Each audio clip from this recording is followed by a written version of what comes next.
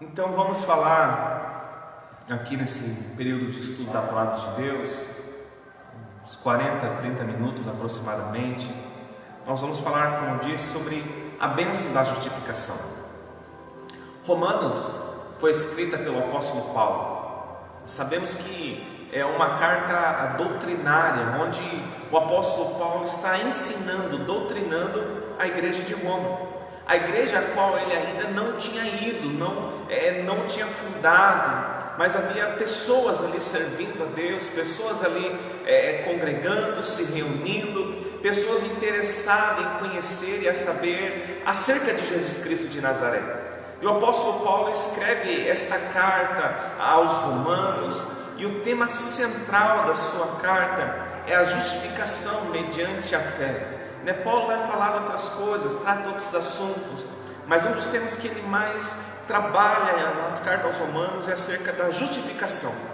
Interessante que Paulo ele tinha esse desejo de estar em Roma, esse sonho de estar em Roma, esse anseio no coração de Paulo de ver os irmãos em Roma, de congregar com os irmãos, de discipulá-los ali, vendo os próprios irmãos. Porém, Paulo escreve essa carta no final da sua terceira viagem missionária. Depois ele volta para Jerusalém, e nós bem sabemos que tudo o que vai acontecer depois no apóstolo Paulo, acerca da sua prisão, depois acerca da sua prisão em Roma. E sabemos que mesmo ali preso em Roma, ele escreveu algumas de suas cartas, e também evangelizou muitas pessoas e ganhou muitas pessoas para Cristo. E depois provavelmente foi morto por um imperador romano, provavelmente Nero, quando ele traz a primeira perseguição para a igreja. A primeira perseguição do Império Romano foi iniciada por Nero, e provavelmente o apóstolo Paulo morreu nesta perseguição à igreja.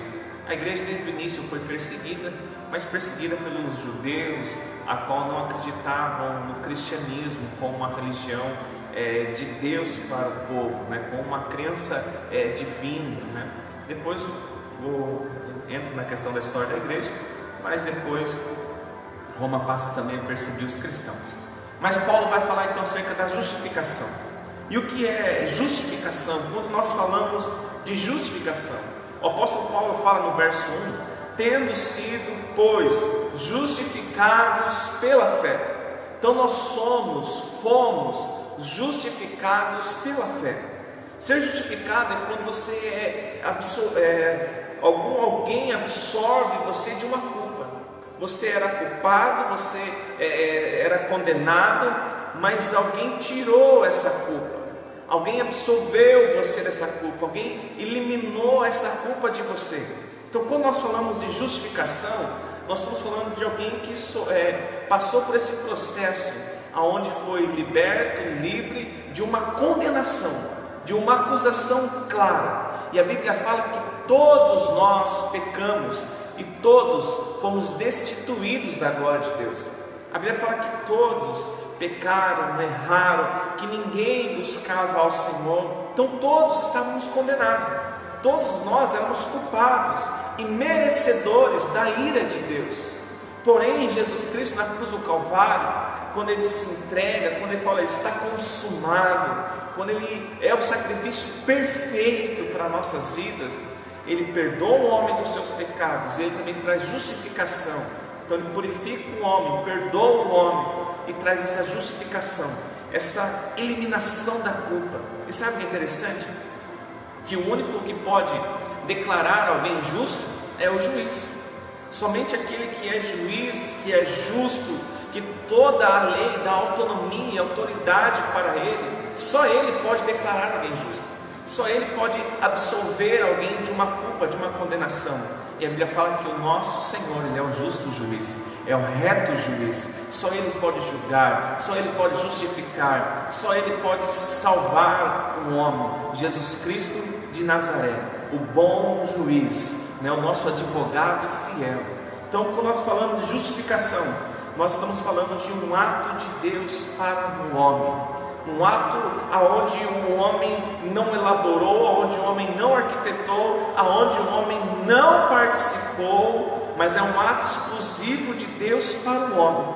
Porém, o homem alcança essa justificação, a Bíblia fala, mediante a fé, e a fé em Cristo Jesus. Eu até fiz uma anotação aqui, que eu quero ler para você, que diz assim, ó: a justificação é o ato de Deus que redime o homem culpado e que o reputa como reto, gratuitamente por sua graça, mediante a fé em Jesus Cristo. Então não é por obras humanas, mas é mediante a Jesus Cristo, que foi obediente perante a lei de Deus, perante a lei do Senhor. É por isso que Jesus disse que Ele não veio para abolir a lei, mas Ele veio para cumprir a lei, porque Ele, uma vez cumprindo a lei, Paulo vai falar que agora Ele é o fim da lei.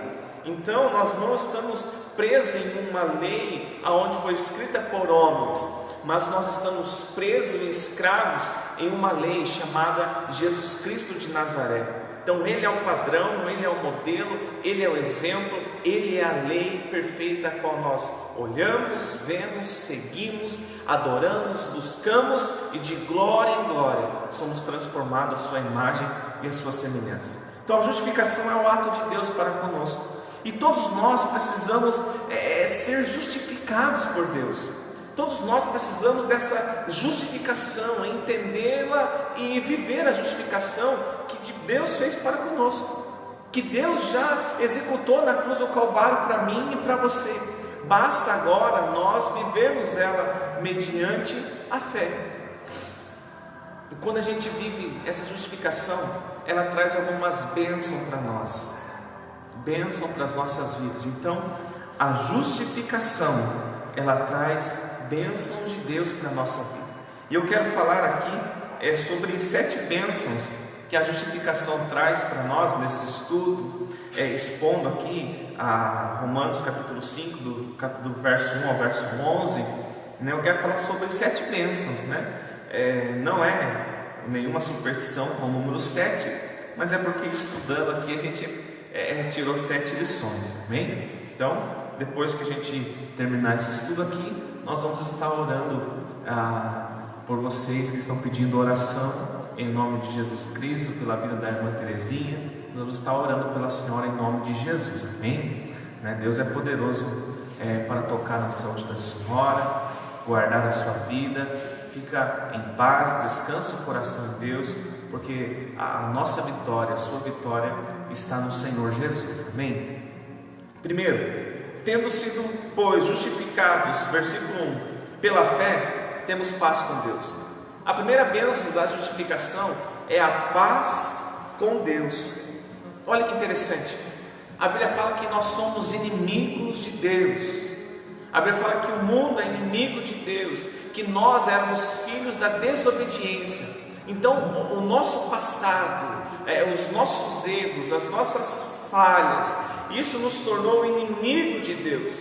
Mas a justificação nos traz paz com Deus. A justificação fala: olha, agora nós temos paz com Deus. Então é como se Deus olhasse para o meu e para o seu passado e Ele viesse apaziguar o nosso passado. Ele perdoou o nosso passado. Deus não muda o passado de ninguém. Deus não altera o passado de ninguém. Deus não coloca amnésia na mente de ninguém para esquecer do seu passado. Não, Deus, Ele perdoa o nosso passado. Deus perdoa os nossos pecados. Então agora nós temos paz com Deus. Antes nós vivíamos em guerra, em conflito com Deus, por causa das nossas ações, atitudes e do nosso passado pecaminoso. Mas mediante a justificação, nós temos paz com Deus. Mediante aquilo que Jesus fez na cruz do Calvário, por mim e por você, nós temos paz com o Senhor. É como que se Deus olhasse para mim e para você, e Deus anula o nosso passado de inimizade, e agora Deus começa a construir com o ser humano um presente e um futuro de amizade. Então nós podemos dizer: olha, hoje eu tenho paz com Deus, a minha consciência não me culpa, a minha consciência não vai me culpar por um erro que eu fiz há 10 anos atrás, porque Deus trouxe paz na minha consciência, Deus trouxe paz no meu coração. Eu errei, falhei, pequei. Provavelmente você errou, falhou, pecou, colheu as consequências. Mas a Bíblia fala que os nossos pecados confessados são perdoados e nós temos paz com Cristo Jesus. É por isso que Jesus disse, através do apóstolo João: filhinhos, não pequem, mas se porventura vocês pecarem, saiba que no céu há um advogado justo e fiel, que intercede, que roga ao Pai por vocês. Então Deus está falando para nós: olha, não peque. Quando Jesus curou pessoas, quando Jesus perdoou o pecado daquela mulher que toda a nação queria apedrejar, ele falou: olha, vá e não peque mais. Então a questão, irmãos, não é o que aconteceu, mas a questão é como nós se posicionamos a partir do momento que isso aconteceu. Eu vou viver amargurado, frustrado, lamentando, ou eu vou me posicionar, saber que Deus me perdoou, que hoje eu tenho paz com o Senhor e eu vou avançar? Foi aquilo que Davi fez. Davi pecou, errou, e quão grave foram os pecados e os erros de Davi. Porém ele escreve o Salmo de número 51, pede perdão a Deus, pede a purificação. Deus fala: Deus, e não tire de mim o teu espírito, e renova em mim um coração reto, renova em mim um espírito reto, e volta a me dar a alegria da salvação. A justificação, irmãos, ela traz essa alegria para o meu, para o seu coração, essa alegria de saber que somos salvos em Cristo Jesus. Então a primeira bênção da justificação é que ela traz paz com Deus, e não tem coisa melhor que nós termos paz com Deus. Versículo de número 2: por meio de quem obtivemos acesso pela fé a esta graça. Olha o que Paulo fala. Paulo fala que então a justificação, a primeira bênção é a paz com Deus. E qual é a segunda bênção? Ela traz acesso a Deus. Ela nos permite a viver agora um presente com Deus. Então ela te dá esse acesso a Deus. A Bíblia fala que quando Jesus morreu, o véu do templo se rasgou de cima a baixo. De cima a baixo. Nenhum homem poderia rasgar o véu do templo de cima a baixo. É para mostrar que foi o próprio Deus que colocou as suas mãos e rasgou aquele véu de cima a baixo. Então aquele véu, ele separava o homem e Deus. Ele separava o santo lugar do santíssimo lugar. E só o sacerdote, uma vez por ano, que podia entrar ali no santíssimo lugar, né, fazer o sacrifício, o perdão pelo povo. Mas a Bíblia fala que quando Jesus morre, o véu do templo rasga de cima a baixo. Jesus está querendo dizer para nós: olha, a minha morte e a minha justificação trouxe acesso para todos entrarem na presença de Deus. A Bíblia fala que todos nós temos livre acesso à presença do Senhor. Você tem acesso a Deus, você tem acesso à sala do trono. Deus não é um Deus que fecha as portas, que se esconde, que só quer ser adorado pelo homem, que só quer receber louvor pelo homem e está sentado em um trono e ordenando as coisas. Não, a Bíblia fala que Deus é Pai, o Pai nosso que estás nos céus, e o Pai tem satisfação, prazer em se relacionar com seus filhos, em se relacionar com a sua igreja. Então a justificação, a segunda bênção da justificação, meditando no livro de Romanos capítulo 5, é que nós temos acesso à presença de Deus, nós temos acesso à sala do trono. O autor de Hebreus fala que todo aquele que se aproxima de Deus tem que crer que Ele é galardoador, que Ele recompensa aquele que busca, aquele que o adora. Então nós precisamos, irmãos, ter esse acesso à presença de Deus. Às vezes nós olhamos grandes líderes evangélicos, cristãos, protestantes, e olhamos as pessoas que estão na mídia, ou às vezes olhamos para algum líder espiritual que está caminhando conosco no dia a dia, e nós achamos que só essa pessoa fala com Deus, que só essa pessoa tem acesso a Deus. Não, o véu se rasgou de cima a baixo. Você tem acesso à presença de Deus. Você tem acesso à sala do trono. Você tem acesso a viver uma vida de comunhão com Deus Pai. Jesus Cristo disse que foi dado a nós o direito de sermos chamados filhos de Deus. A todo aquele que crer no meu nome, a todo aquele que crer em Jesus Cristo, foi-lhe dado o direito de ser chamado filho de Deus. A Bíblia fala que o pai, sendo mau, sabe dar boa dádiva aos seus filhos, quanto mais Deus que é bom. Então o nosso Deus, Ele é bom, o nosso Pai é bom, e certamente Ele vai dar boa dádiva aos seus filhos, em nome de Jesus Cristo. Então, segunda bênção, nós temos acesso à presença de Deus. Você tem acesso à presença de Jesus Cristo. Deus, Ele não é um Deus que está distante, não.